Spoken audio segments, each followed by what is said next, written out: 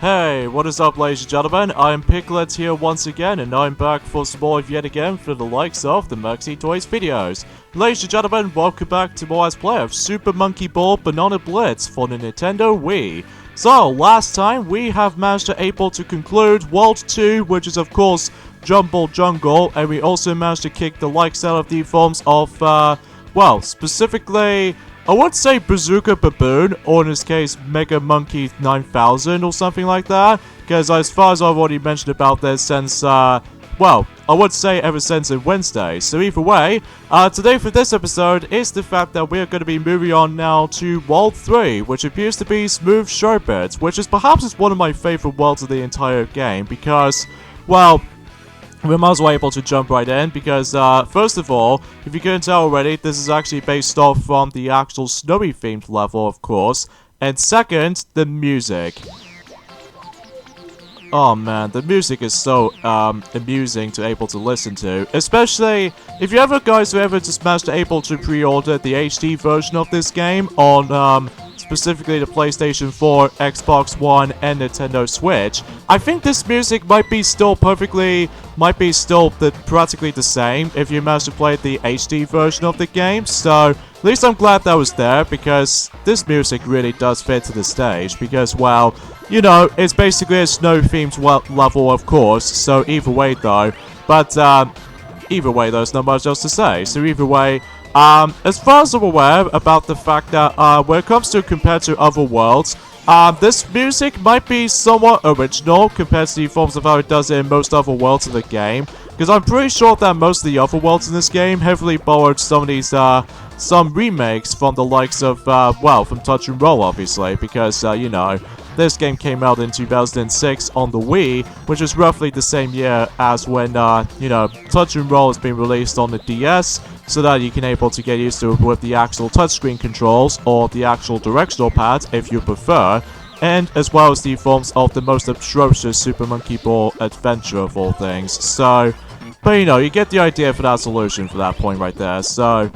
not much else to really talk about this, apart from the fact that, well, today's day is the forms of, the 18th of October, so this means about the fact that the new film just came out today, on the UK specifically. I don't know about the American, might actually get that though, but until later on though anyway though, but the film is actually called A Shaun the Sheep the Movie from Mageddon. And I'm actually really looking forward to able to watching that film. Well, I'm probably not going to see it on day one, because I need to able to get a lot more time working, especially because I need to get the actual uploading schedules recordings on certain Let's Plays that needs to be still planning, specifically this game alone, and especially noticeable that tomorrow, that Sonic and Sylvester need to get back into Mario Kart 8, specifically Mario Kart 8 Deluxe, so,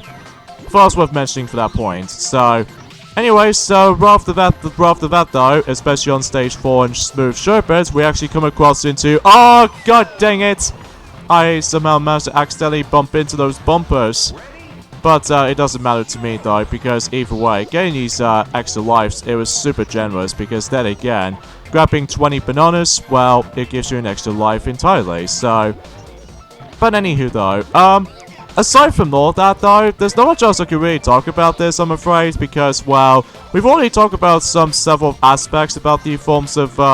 specifically in this entire game itself, but there was actually that one particular character, which will, show that off and drain at some point on next Monday or something, specifically the 21st of October. We can able to actually show off Gon will be up next on the next world, which appears to be a desert theme world. So, first worth mentioning for this point, and as far as World 5 is concerned, I think I should probably go ahead and select Doctor next, because, well, I'm going to be saving the best character until the 6th world, because out of all the actual playable characters in this game so far, I honestly prefer the Yen character over a bit more than the forms of how it does it on,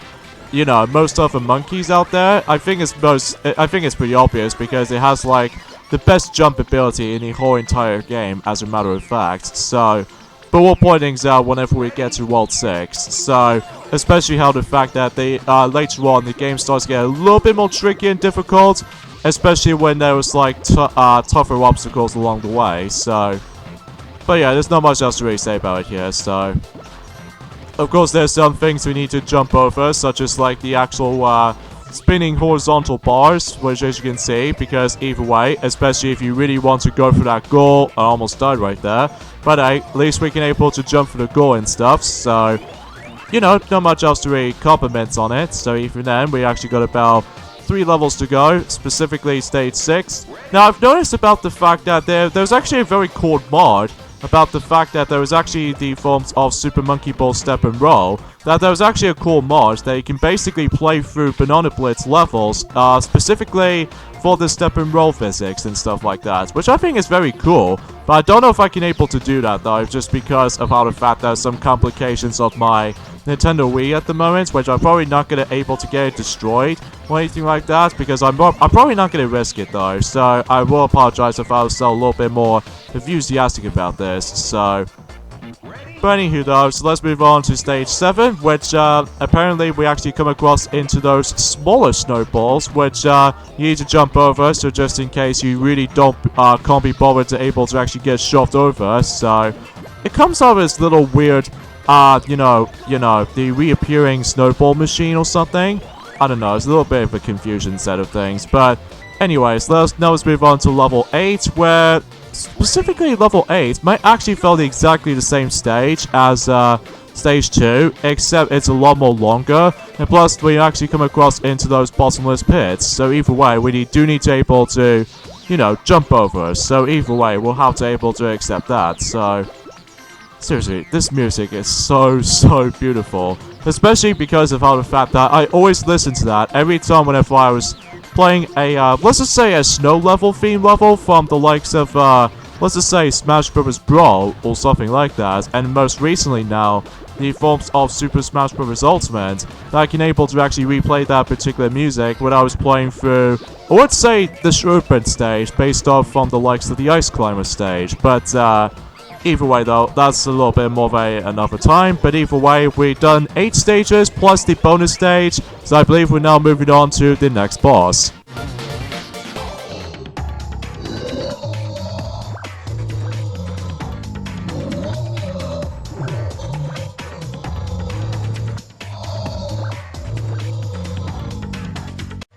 Alright, so here we go with the third boss in the forms of Super Monkey Ball Banana Blitz. This time around, he is actually known as Yeti, which is kind of weird for that particular name, by the way, which either way, that's besides the point. So basically, in this entire battle, it takes place in some sort of like a straight line particular boss fight, but when you come towards that particular circular part, this is where you get a chance to able to actually now attack him. So his weak spot is of course his belly button, because as you probably already know for the actual the cutscene of this particular boss fight, well, that's the entire boss fight's weak spot is. So, but of course when you start this boss fight though, is the fact that we need to avoid a lot of snowballs he's constantly summoning, and especially noticeable with those bumpers, which by the way, bumpers does make a return ever since during the forms of the previous Monkey Ball games. Well, the only time exception is of course Super Monkey Ball Adventure, which I still have not exactly sure why they removed the actual bumper hazards and stuff like that, but I somehow managed to brought them back on this game in particular. But oh well, a little bit of a confusion aside, you have to hit him like 3 times, which I swear to god, the actual boss fights, well, for the beginning at least, somewhat feels a little bit easier, but then again, when we get to World 5 boss fight and onwards, it gets a little bit tricky and difficult, I'm gonna tell you that right now.